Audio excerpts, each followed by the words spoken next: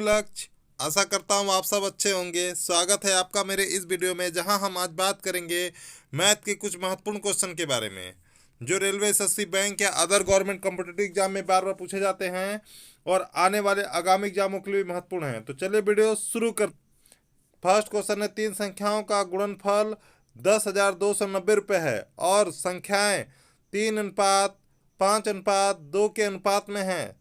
तीनों संख्याओं में सबसे बड़ी संख्या कौन सी है? तो चलिए क्वेश्चन बनाते हैं। मानते हैं तीन संख्या होगी ए, बी और सी। पहली संख्या 3x के अनुपात में है, दूसरी संख्या 5x के अनुपात में और तीसरी संख्या 2x के अनुपात में है। और इन तीनों का जब गुणनखंड करते हैं 3x गुणे 5x गुणे 2x, तो गुणनफल हो जाता है इसका 10,290।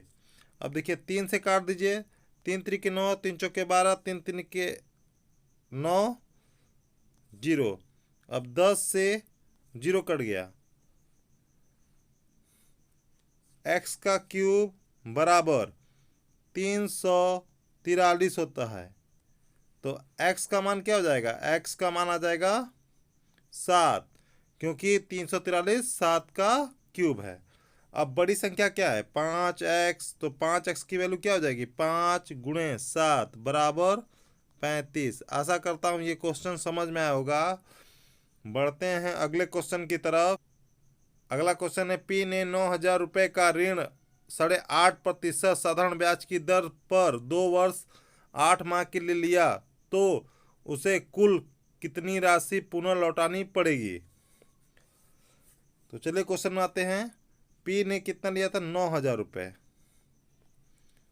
दर है 8.5%। 8.5% को हम क्या लिख सकते हैं? 17/2%। और समय है 2 वर्ष 8 माह। 8 माह को हम 2/3 ईयर्स भी लिख सकते हैं। तो अब साधारण ब्याज क्या हो जाएगा? साधारण ब्याज होता है मूलधन दर गुणे समय बटा 100। तो 9,000 दर था हमारा 17.5%, समय था हमारा 8/3/100। 2 जीरो से 2 जीरो कट गया। 6 से काट दीजिए 90 को, 15 बार में जाएगा। 8 का 15 में गुणा करें 120।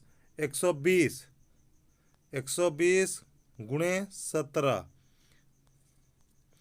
तो 17 दूनी 34, हासिल है 3, 17 कम 17 3 20। 2,040 रुपये इसको ब्याज मिला। तो टोटल अमाउंट क्या हो गया? अमाउंट होता है P बराबर SI। P प्रिंसिपल 9,000 था और ब्याज मिला 2,040 रुपये। तो टोटल कितना भुगतान करेगा? 11,040 रुपये का। आशा करता हूँ ये क्वेश्चन आपको समझ में आया होगा। बढ़ते हैं नेक्स्ट क्वेश्चन की तरफ। अगला क्वेश्चन है, 250 मीटर लंबी ट्रेन 700 मीटर लंबे पुल को 20 सेकेंड में पार करती है और एक प्लेटफार्म को 15 सेकेंड में पार करती है, तो प्लेटफार्म की लंबाई क्या होगी?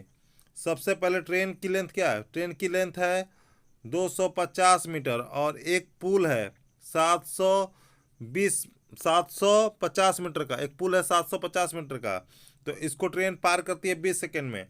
तो टोटल डिस्टेंस क्या हो जाएगी? 250 प्लस 750 बराबर 1,000। 1,000 डिस्टेंस को पार करती है 20 सेकेंड में। तो स्पीड क्या हो जाएगी? स्पीड होती है टोटल डिस्टेंस टोटल टाइम। 0 से 0 कट गया। 50 मीटर पर सेकेंड। और 50 मीटर पर सेकेंड में एक ट्रेन एक नए पुल को पार करती है। ट्रेन की लेंथ तो 250 है और पुल की लेंथ अब पूछा है, लेकिन अब आपके पास चाल भी पता है। चाल है 50 मीटर पर सेकेंड और अब पुल को टाइम लगता है 15 सेकेंड का। तो 50 मीटर पर सेकेंड से 15 सेकेंड में टोटल दूरी कितना तय करेगी? टोटल दूरी डिस्टेंस बराबर 15। तो 15 × 75 750 मीटर। तो नए पुल की लेंथ क्या हो जाएगी? ट्रेन की लेंथ थी 250 अब पुल की लेंथ मान लेते हैं x, टोटल दूरी तय करती है 750, तो 250 को इधर कर दीजिए, x की वैल्यू आ जाएगी 750 में 250 घटेगा तो 500 मीटर। आशा करता हूँ ये भी क्वेश्चन आपको समझ में आया होगा। बढ़ते हैं नेक्स्ट क्वेश्चन की तरफ। अगला क्वेश्चन है ए बी से दुगना अधिक दक्ष है और एक काम को बी की तुलना में 12 दिन कम समय में पूरा करता है। वे एक साथ 3 दिन काम करते हैं और फिर ए काम छोड़ देता है, तो बी अकेले से इस काम को कितने दिन में पूरा करेगा। तो चलिए क्वेश्चन लगाते हैं। अब 2 पर्सन है ए और बी, और क्वेश्चन बोल रहा है ए जो है बी से दुगना दक्ष है। अगर मान लेते हैं बी की कार्य क्षमता 1 होगी तो ए की कार्य क्षमता 2 होगी, और तब दिन क्या होगा, दिन इसका रेशो पलट जाएगा। अगर बी को 2 दिन लगेगा तो ए को 1 दिन लगेगा, और क्वेश्चन बोल रहा है बी की तुलना में 12 दिन कम समय में पूरा करता है, और यहाँ पे दिख रहा है 1 दिन में 1 की वैल्यू 12 के बराबर है। इसका मतलब क्या हुआ, जो ए है वो 12 दिन में काम करता है, और बी जो है 1 की वैल्यू 12 है तो 2 24 दिन में काम करता है। और एक साथ जब काम करेंगे ये सब तो टोटल काम क्या हो जाएगा, +24, ए +2 काम करेगा 1 दिन में, और बी +1 काम करेगा, और ये सब मिलके कितने दिन काम करते हैं, 3 दिन।